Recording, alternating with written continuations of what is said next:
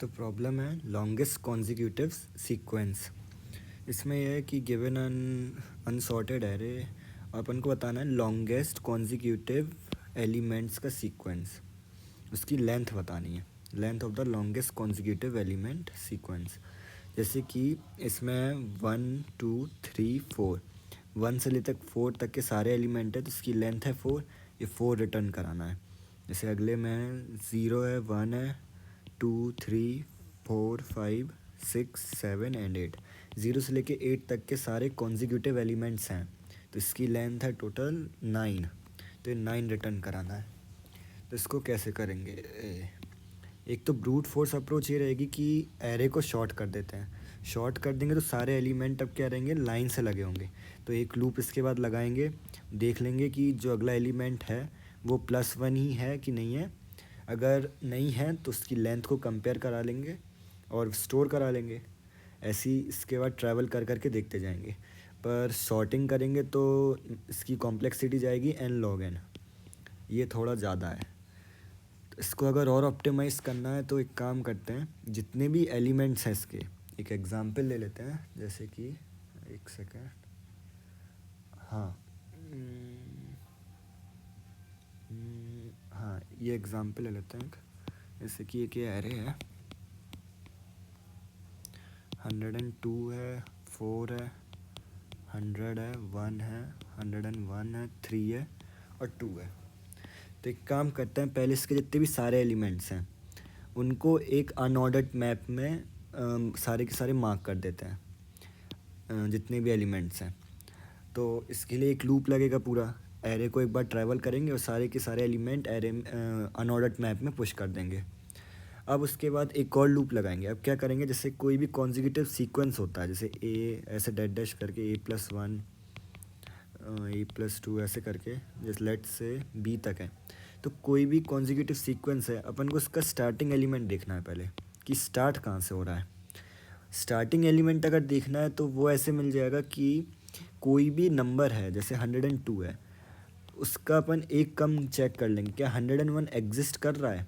अगर ये कर रहा है तो 102 तो स्टार्टिंग एलिमेंट नहीं है सीक्वेंस का, तो 101 पे चेक कर सकते हैं 101 जब आएगा क्या 100 एग्जिस्ट कर रहा है। अगर कर रहा है तो 101 तो एक स्टार्टिंग एलिमेंट है नहीं। तो अपन पहले एक काम करेंगे, जो ये एरे है ये वाली, इसमें एक बार ट्रैवल करेंगे, केवल एक ही बार। देखो ये है, इसमें पहले तो अपन को ये देखना है कि स्टार्टिंग एलिमेंट कौन सा है। तो 102 पे आएंगे तो 102 पे चेक करेंगे कि 101 एग्जिस्ट कर रहा है, वो चेक करेंगे अनऑर्डर्ड मैप में।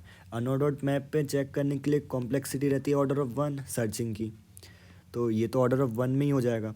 तो 101 तो एग्जिस्ट कर रहा है, ये रहा, तो ये तो फॉल्स देगा। तो अपन आगे बढ़ जाएंगे, अब चेक करेंगे 4 के लिए, क्या 4 के लिए 3 एग्जिस्ट कर रहा है। तो 3 हाँ एग्जिस्ट कर रहा है, ये रहा। तो आगे बढ़ जाएंगे क्योंकि अपन को चाहिए है सीक्वेंस का स्टार्टिंग एलिमेंट। फिर 100 पे आएंगे, अब 100 के लिए चेक करेंगे 99 एग्जिस्ट कर रहा है, तो वो नहीं कर रहा है। अब अपन 100 पे आ गए, सीक्वेंस का स्टार्टिंग एलिमेंट तो मिल गया 100। अब 100 के बाद अपन चेक करेंगे सीक्वेंस कितना बड़ा है। 100 से तो स्टार्ट है पर कहाँ तक जा रहा है। तो 100 पे जैसे ही अपन आ गए, अब अपन चेक करेंगे क्या 100 के लिए 101 एग्जिस्ट कर रहा है मैप में। तो 100 मैप तो मैप में एग्जिस्ट करेगा, ये रहा। 101 जैसे ही अपन को मिला कि एग्जिस्ट कर रहा है, तो 101 के बाद अपन चेक करेंगे कि 102 एग्जिस्ट कर रहा है। तो 102 एग्जिस्ट कर रहा है, ये रहा। तो यहाँ से भी यस आएगा।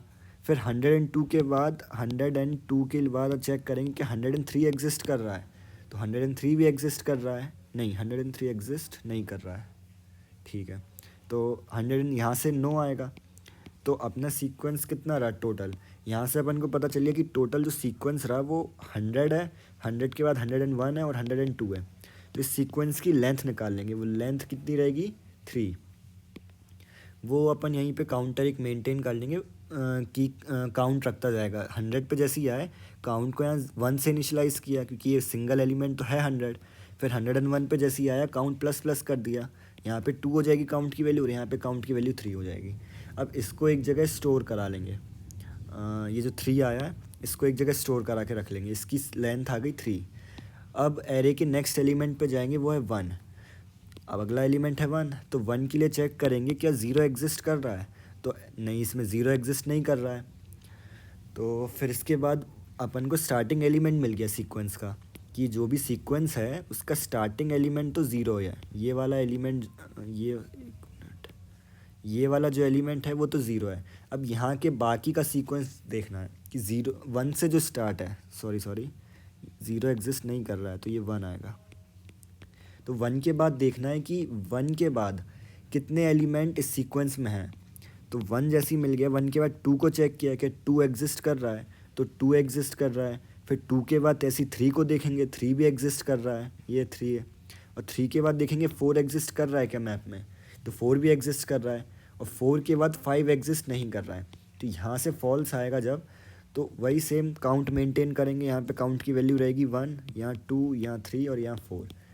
अब इसकी जो लेंथ आई इस सीक्वेंस की वो आई फोर।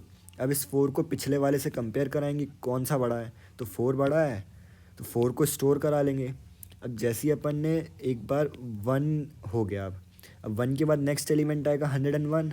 तो 101 के लिए 100 तो एग्जिस्ट कर रहा है, तो इस एलिमेंट को छोड़ देंगे और आगे बढ़ेंगे।